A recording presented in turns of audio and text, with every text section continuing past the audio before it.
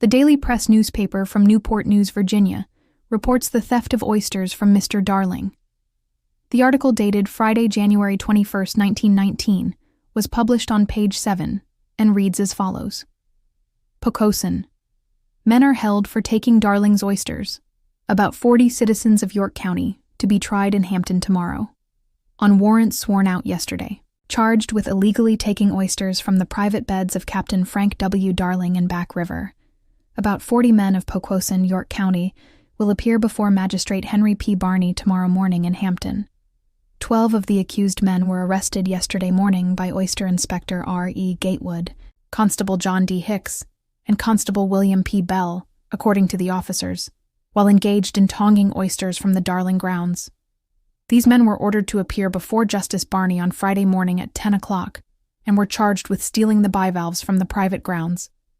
The men arrested were M. C. Messick, W. W. Joyner, William Forrest, W. J. Ansley, Samuel Forrest, Ernest Forrest, C. Carmines, W. N. Webster, Frank Ward, George Ward, Henry Carmines, and Leslie Carmines.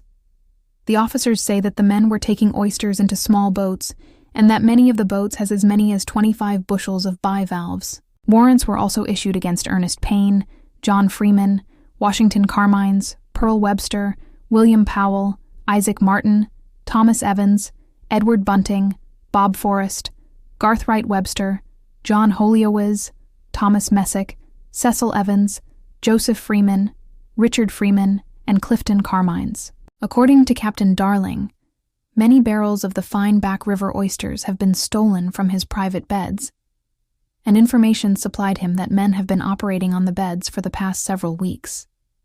It is claimed that the men were warned by the watchmen and others against taking oysters from the grounds. The Poquoson men, however, claims that they did not intend to steal oysters, as they were told that the government owned the oyster grounds along the property, now used as Langley Field. It is also said that the York County men contend that they were given permission to take the bivalves by Army officers. However, the grounds are private property and owned by Captain Darling, who did not sell his oyster beds to the government.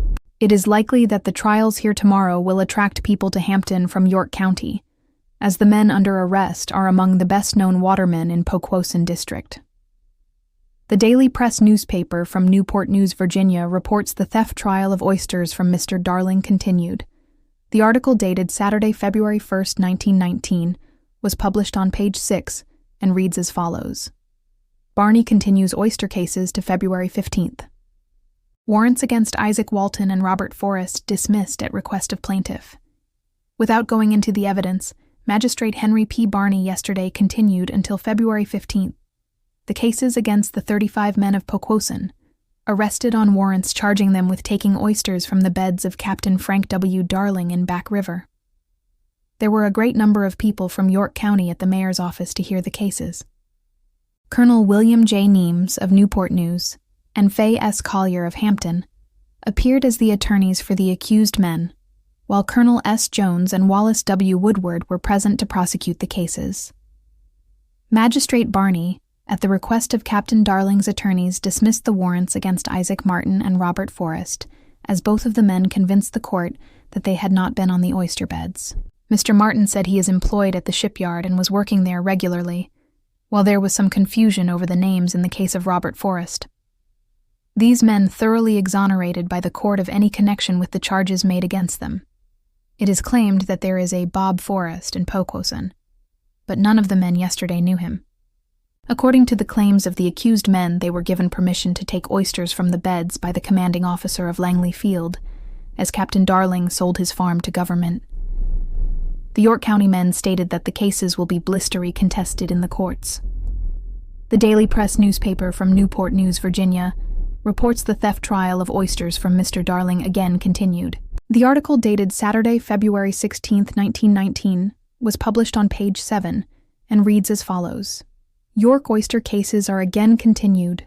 The cases against the well-known men of Poquoson, York County, charged with illegally taking oysters from the beds of Captain Frank W. Darling in Back River, were yesterday continued until next Saturday. 3 justices of the peace were ready to hear the case, but F. S. Collier, one of the attorneys for the defendants, was occupied in the circuit court.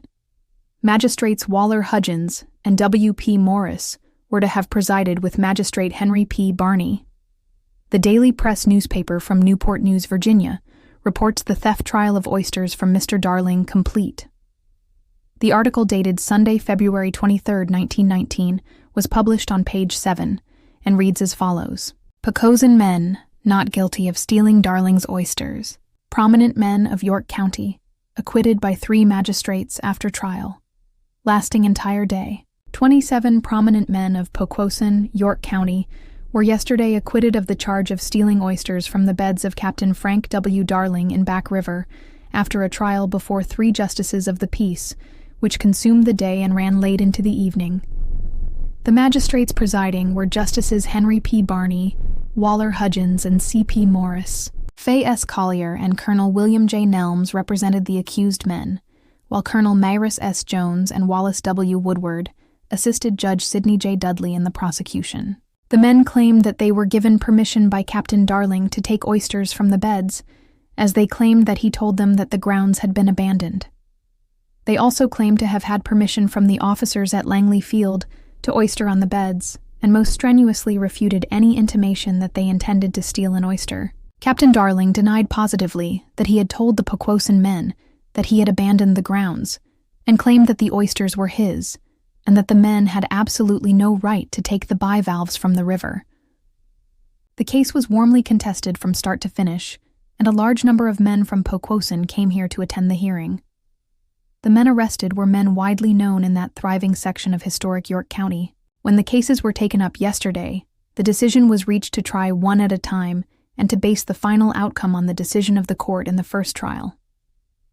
A man named Carmines was made the defendant in this case, and when the justices dismissed this case, it meant that the charges against all the other men were dismissed also. Captain Darling sold his farm on Back River to the government for Langley Field, but he contends that he did not sell his oyster rights in Back River.